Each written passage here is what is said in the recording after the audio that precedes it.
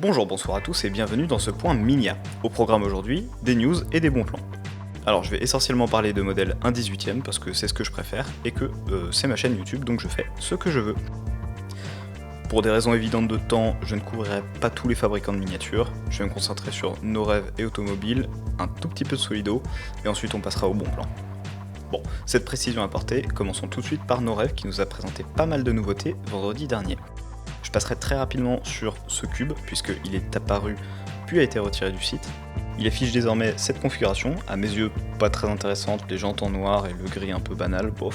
Il y avait avant celui-ci, celui que j'ai mis sur la miniature de la vidéo, avec d'autres coloris, deux teintes de vert, un rouge, un jaune et un bleu, sans les grilles, et la finition de ce classe G semble être vraiment chouette, mais bon, à 145€, encore heureux.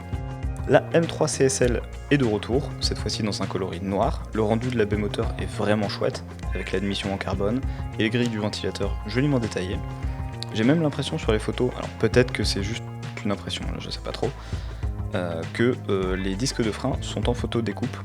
Pour être honnête, je ne connais pas le modèle E46 de chez Norev, en tout cas celle-ci vous coûtera 100€. La CX fait également son retour, et elle est pas super vendeuse sur les photos. La teinte des portes n'est pas raccord avec le reste, et il manque le flocage au sol, comme sur les anciennes CX de chez Norev. J'espère que c'est juste un proto sur les photos. Ceci dit, les détails sont plutôt sympathiques, avec la grille de calandre, la ligne générale de la CX qui est une très belle française, il manquerait juste un petit sticker F sur le coffre. Petit détail supplémentaire, elle possède des suspensions conventionnelles, j'entends par là que vous ne pourrez pas régler la hauteur de la caisse, juste qu'elle a des sortes d'amortisseurs quoi. Et tout ceci pour 80€. Parlons désormais d'une italienne, cette dino est limitée à 200 exemplaires, dispo depuis déjà 2 semaines, donc peut-être qu'il faudra se dépêcher. Pour 75€, sans ouvrant, avec la capote en accessoire, un joli brin cuivré. Je vous avoue que celle-ci me laisse assez indifférent, étonnamment. J'aime pourtant bien la dino, j'aime bien la couleur et la finition semble pas mal, mais ouais. L'Alpine s'offre 2 nouvelles configurations, l'édition Trackside, qui dans la vraie vie c'est l'édition pour les pilotes de F1. Si vous êtes fan de la F1, personnellement depuis que les moteurs nobles ont disparu, je m'en fous royalement. Passons donc à la configuration gendarmerie, assez sympathique pour 60€. Les A110 de Norev ne possèdent pas d'ouvrant, mais la finition générale est plutôt pas mal. Je vais assez vite sur les A110 parce que c'est du déjà vu et revu. 2 autres Mercedes viennent compléter la gamme Norev, avec la géniale SLK en gris, disponible en jaune et en noir dans le réseau Mercedes. Cette SLK chez Norev vous coûtera 110€ avec tous ses ouvrants et même le toit à côté, il n'y a pas de cinématique d'ouverture-fermeture quand même. Et le niveau de finition semble être dans le haut du panier, entre la baie moteur avec le Master Vac bien détaillé, et l'habitacle en noir et rouge avec le pédalier alu. Cette petite SLK est assez désirable pour peu que vous soyez sensible à son charme. Et aux côtés de celle-ci, la C111, sur lequel Norev semble s'être fait plaisir niveau détail.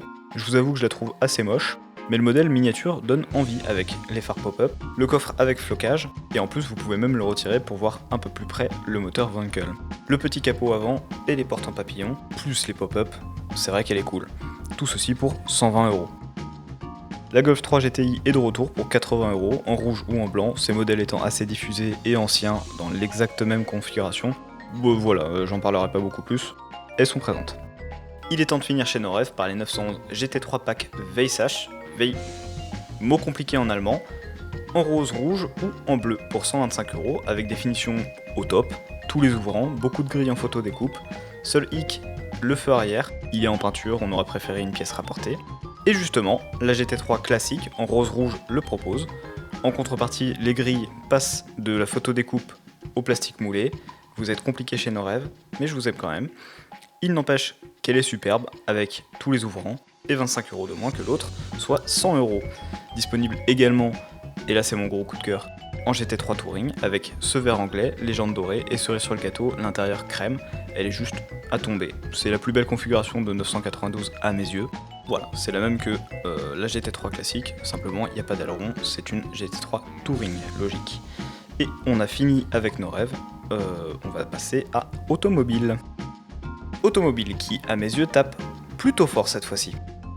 Pour le mois de novembre, on va commencer par les modèles les plus rares avec 999 exemplaires. Une réédition du Renault Espace 1 qui était déjà sorti en vert et en brun. Le voilà de retour en rouge avec un bel intérieur clair. 999 exemplaires, vous trouverez également la CLK DTM. J'admets avoir une préférence pour l'AMG classique ou même les grosses motorisations standards type CLK 500, enfin. Ensuite, toutes les autres du mois de novembre sont produites à 2000 exemplaires. On a pour commencer une nouvelle teinte de la E30 Cabriolet. Je passe vite fait dessus parce qu'on commence à la connaître. Un Suzuki SX4 de rallye. Je pourrais pas vous en dire plus, les voitures de rallye ou plus grossièrement la course automobile récente m'intéresse que... bon, pas du tout en fait. La GTR R32, la vraie Godzilla, s'offre un joli bleu sombre. Elle me donne envie celle-ci, d'autant plus que j'ai très peu de japonaises. Et enfin, la 607, celle-ci m'embête autant qu'elle me fait plaisir. Vous comprendrez pourquoi la semaine prochaine. Auto a choisi la phase 2, plutôt bon choix. À titre personnel, je la trouve plus réussie en phase 2. Dans une configuration désirable, bleu et intérieur caramel avec le V6 Essence. Et concernant le mois de décembre, on commence cette fois-ci par la moins rare, 2500 exemplaires, la E36 Alpina. Ai-je vraiment besoin de présenter la E36 ? C'est probablement l'une des plus belles BMW. D'ailleurs, je préfère la version classique BMW, en 328 ou en M3. Ensuite, on a 2000 exemplaires chacune, la Mini John Cooper Works, une petite bombinette très compacte, une escorte de rallye, et une magnifique, si je puis dire, Laguna 1 Baccarat V6. Dans une configuration assez classique, mais elle fait plaisir. D'ailleurs, elle aussi m'embête un petit peu pour la vidéo de la semaine prochaine. Et enfin, pour finir chez Automobile, avec 999 exemplaires, la 6 Allroad fait son retour, dans une configuration noir extérieur et intérieur crème, ou blanc, je sais pas trop d'après les photos, ainsi que la Jeep Cherokee, dans une belle teinte de vert au liseré doré.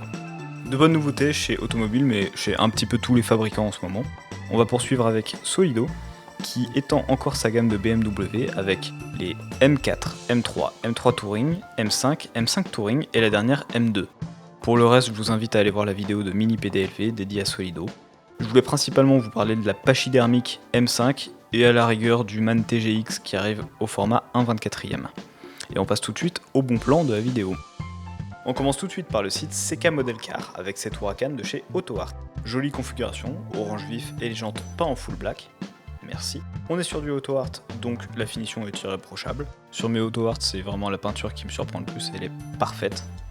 Cependant, les productions récentes sont passées en plastique. Si vous êtes sensible à ça, passez donc votre tour. Personnellement, ça ne me dérange pas. Quand on les manipule, ça fait un peu cheap. Néanmoins, en vitrine, c'est impeccable. Peut-être le vieillissement, en revanche, qui fait un peu douter. Et puis effectivement, payer 300 € pour un modèle en plastique, ça pique un petit peu sévère. Et pour le coup, 130 €, ça me paraît un petit peu plus honnête. Je vous présente la gamme Volvo de fabrication Podi. Je vous les mets simplement parce que c'est la première fois que je les vois accessibles sans passer par AliExpress ou eBay. Ceci dit, le rapport qualité-prix n'est pas particulièrement exceptionnel non plus. Et on va finir sur le site CK Model Car avec cette production signée NZG, une grosse limace de luxe, elle semble offrir de belles finitions, et si vous êtes sensible aux phares qui s'allument, elle en possède. Notez que la version sans éclairage est 20 € moins chère. Et l'on passe sur le site Car Model. Pour être franc, je ne possède pas de Paragon Model, mais la miniature a de l'allure sur ses photos, et si vous appréciez les SUV de luxe modernes, celui-ci semble intéressant. Surtout les grilles en chrome qui semblent vraiment très fines, plus elle possède tous les ouvrants, elle a l'air sympa, pour 100 €. On poursuit avec une pièce d'exception tout simplement. Là je regrette qu'actuellement je ne puisse pas me le permettre, mais je suis très curieux de cette marque Almost Real. Cette génération de classe S est loin d'être ma préférée, mais ce modèle l'avait bien en valeur, avec les jantes en chrome, les intérieurs de porte qui fourmillent de détails, à l'image des grilles de haut-parleurs. Elle donne envie pour 180 €. Je sais, sur AliExpress, on peut commander des Almost Real pour environ 150 € voire moins, mais je pense que le SAV, si jamais il y en a besoin, il sera meilleur sur Car Model. Et je dis ça sans être payé, bien entendu. Et l'on passe sur 3 reproductions DNA collectibles, une Legacy Break pour 100 €, une Volvo S90 avec un vert qui tire vers le noir. Celle-ci je l'aime beaucoup, elle me rappelle la Volvo 850, ma seconde voiture. Et une merveilleuse Audi A2. DNA avait aussi le chic pour trouver des modèles chouettes à reproduire en miniature. J'ai découvert cette marque grâce à la vidéo. Ngup, Ngup, je sais pas comment on la prononce. Ils ont l'air de se concentrer sur des modèles japonais, avec un niveau de finition similaire ou un petit peu supérieur à Automobile. En tout cas, elle en jette, cette petite Subaru Break. Elle a le mérite d'être originale. Pour 80 €, elle est plutôt accessible, en plus elle a un petit socle, effet Alcantara bizarre. Alors j'y pense, je l'ai pas précisé pour la plupart parce que c'était écrit, mais lorsque c'est de la résine, évidemment il n'y a pas d'ouverture. Donc chez DNA, cette Ngup, la Schuko qui va suivre et une Audi RS6 qui va suivre. La Shuko justement, je la mets parce que j'aime vraiment bien la Z1, mais 130€ c'est pas non plus l'affaire du siècle. Si vous aimez ce modèle, une petite Z1 dans un joli coloris, ça fait toujours plaisir. Voici donc la RS6. Pas vraiment besoin de la présenter, je pense que tout le monde la connaît. À titre personnel, je n'aime pas vraiment cette génération. Le style exagérément agressif de Audi me déplaît. Je suis plutôt team C5 ou C6 de Audi, hein, pas Citroën, bien que j'aime bien la C6 aussi. Mais je me doute qu'elle plaira à bon nombre d'entre vous, donc la voici pour 80€. Et voici le concurrent direct du futur Classe G de chez Norev. La configuration ici est un peu moins à mon goût. Il offre tout de même tous les ouvrants et un bon niveau de finition pour 130€. Encore heureux, vous me direz.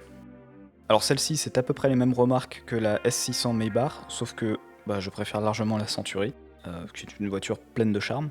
C'est également une merveille, l'habitacle semble tout simplement parfait, avec l'effet velours, les petites boiseries.